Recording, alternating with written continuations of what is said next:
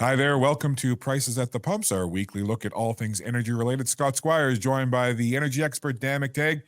Dan, I got a couple things on the agenda I want to bring to the forefront today. But first up, it's that time of the week. Prices get set in the Atlantic region the next couple of days.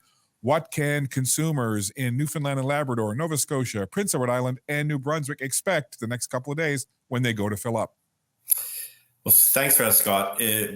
Beginning with Newfoundland, you're looking at about a 4 cent decrease for gasoline and about a 2 cent decrease for diesel and home heating fuel. So, not a bad thing to hold off until you can Thursday morning. And the same will happen for the rest of the Atlantic Canada provinces. PEI, New Brunswick, Nova Scotia could actually see something a little closer to a 5 cent a gallon, 5 cent a liter decrease, and probably a little closer to about a 2.5 cent a liter decrease in diesel. That's because the extra day of market has shown markets are in complete retreat and panicky over what else is new, anything economic that they can find. So it's a good news story, whether you happen to see changes on Thursday or on Friday. Best advice, hold off until the boards of those various provinces change the prices downwards. Dan, we've reached that time of year where temperatures dropping and people are starting to fill up those oil tanks. If you do heat your home with oil, what are you seeing on the home heating fuel cost front? Well, for now, it looks like we're going to continue to see prices drop only because energy markets continue to defy and ignore and really tap dance around this idea of a supply problem. We won't hear the Department of Energy from the United States weekly report come out. Apparently, there's been a lot of concern about the misleading data that they've been furnishing. So they're taking a week off in order to try to recalibrate and reset the way in which they determine fundamentals. But as far as home heating oil and furnace oil, diesel are concerned, we're now at a point where, well, arguably, we're about 60 cents a liter less than what we were last year. And that, of course, was in response to the deepening crisis in Europe as a result of sanctions against Russia. And, of course, most of their energy, oil, diesel, heating oil, natural gas, was, in fact, coming from that part of the world. The world has changed a lot in the past year. And so that's meant forward-looking, we're not looking at many major, upsets or changes in the cost of energy. We haven't really had that cold snap yet. It's still early days. I suspect that once we start to get evidence of much colder weather, we can watch as furnace oil, stove oil, heating oil, diesel, and other distillate products will rise to meet that surging demand, especially here in Atlantic Canada, and of course the U.S. Eastern Seaboard, where those products are also used in very high numbers. A recent article on SaltWire from Francis Campbell. I'll read you the headline. Atlantic premiers again assail federal carbon tax at Halifax meeting. And I'll just read you a little bit of the first part of that article from SaltWire's Francis Campbell. Several premiers maligned the federal carbon tax as ineffective and unfair at a 2-day Canadian premiers meeting in Halifax. And I'm going to read a quote here in the article. Quote, there are much more effective ways to protect the planet, end quote. Nova Scotia Premier Tim Houston, the conference host and chairman of the Council of the Federation, said of the federal tax that came into effect in Nova Scotia in July. It goes on to say much more. And again, you can check that article online at saltwire.com. But just your thoughts again on the Atlantic premiers kind of taking a stand against this carbon tax. Yeah, I think the federal government has to recognize, certainly its members do, that you can't have it both ways, where you have one region of the country getting a bit of an exception or a bit of a break when the rest of the country does not. No matter what the arguments are, or that you can somehow convert that to the idea we can spend $750 million giving people free heat pumps, which don't work in cold weather, as we know. The reality here is that it's now created the specter of the government's signature policy literally going up in smoke. And it's clear that for anybody who is outside of the Atlantic provinces, most understand full well the pain that is unevenly distributed when you're using products like diesel or stove oil, furnace oil. But they also recognize that propane, natural gas are not inexpensive. And depending on the cold one sees, for instance, Saskatchewan and Alberta are generally speaking much colder than, say, Nova Scotia or PEI or New Brunswick. And so the use of those products will be in greater demand, and yet they're penalized. It does suggest to me that the policymakers are going to have to go back to the drawing board. Like it or not, carbon taxes are punitive, and they do not in any way, shape, or form diminish the so-called emissions. We saw that yesterday, where, of course, declaration is that Canada is not reducing so-called emissions. So there has to be a better way of approaching this. The last thing you want to do is to be hitting consumers over the head and destroying any goodwill that might be out there towards supporting these kind of initiatives. This is really common sense stuff for politicians. It's amazing that these guys in Ottawa who run the country currently today simply don't get it.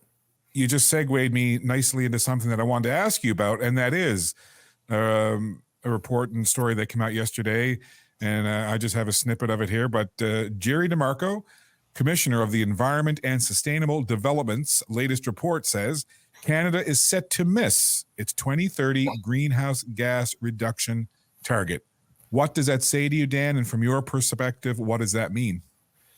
Well, this is something that we understood 20 years ago when we had the Kyoto Protocol, and we knew that there are things that we committed to that we should never have done simply to be trendy or to win the moment and to impress our colleagues globally. I think it's important for all of us here in SaltWire to understand that long before it was cool and trendy and you get brownie points at some international climate convention, we actually made the transition to natural gas in many parts of the country. We got off coal in many parts of the country. We've been using nuclear and hydro longer than most other countries. My old riding in Pickering, first commercial use of nuclear reactors anywhere in North America. So that's the first thing. We've committed to a target that is punitive to Canada because we've already made the efforts, as the United States is only now doing, by signaling that we could further reduce the emissions by, not taking into account that we shifted from, example, coal to natural gas, means we've effectively rooked ourselves. Second problem, I wish that those who are pushing these ideas would understand the significance of an increasing population. 10 years ago, the population of Canada was 34, 35 million. Today, it's pushing over 40 million. With that large number of people, it's natural you're going to have an increase in something, in the emissions. And so why people are scratching their heads saying, why are we missing our targets? Needs to look at demographics, needs to look at history. And the fact that they don't, well, it goes to show you just how irrelevant and how moribund some of these policies are and targets are that don't take into account what I like to call reality. Dan, you and I each week talk about a lot of different things, some of them national, some of them North American, and some international, whether it's things that are happening overseas, geopolitical events, etc. And a lot of the things we talk about them internationally and geopolitically because they can affect us right here at home in Canada. And I want to ask you about this. This is a post that was on X, put out by an account called CN Wire.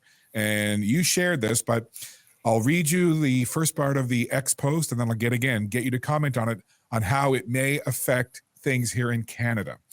It says the IMF, the International Monetary Fund, lifts China's 2023 growth forecasts to 5.4% from 5% and raises the 2024 forecast to 4.6% from 4.2%. Now, this is to do with China, but it's adjusting growth figures up. What can potentially that mean to energy use and to us here at home in Canada? Well, energy markets right now have been in deep discount mode. They've been trading away their positions and dropping oil from $86 a barrel down to about 77, 78. And that's really, in some respects, based on poor economic news coming from the Eurozone, but most importantly from China, which is still the world's second largest consumer of petroleum products. The fact that IMF would make a comment to the effect that growth will be much better than what some believe suggests that we may be looking at furthering the supply disconnect with demand. And if, as expected, OPEC Plus and other nations continued with their production cuts, the world is going to eventually realize that demand is far exceeding supply, which means this could be not just a boom for oil prices, but it could mean, extraordinarily painful days ahead once 2024 starts rolling around and we see stronger economic activity. It's hard to hide these things. We know that data can be used for whatever purpose. But if you have an energy market filled with people who don't understand fundamentals, and that's exactly what we have today, and who are really chasing headlines, this is a headline that they need to take notice of. That if they're putting all their eggs in one basket and saying things are not so great in China, shed our positions in energy, what happens when actually things get much better and you don't have the energy there to replace? It means that prices will go through the roof. You were an MP for 18 plus years for the Liberal Party. You know the inner workings of government well. You have a good sense of the pulse of a direction of where an electorate is leaning. But if you're a strategist right now in the Liberal government, in the caucus, as short as you can, an elevator pitch, what would you be telling them to do?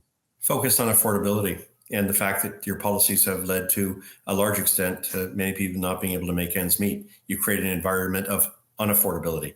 Chief in that, go back to the drawing board and redo your net zero policies and all 154 policies that emanate, it's 80 plus 37, so all 117 that come from that. The reality here is that they've got their priorities backwards. And if you can't look after the public, you can't look after Canada first, then perhaps you ought to give it to someone else who can. Dan, as always, appreciate your time. Enjoy the rest of your week. Enjoy the long weekend ahead, lest we forget, and we'll look forward to speaking with you again next week, Dan. Looking forward to that. Thank you, Scott. Thank you.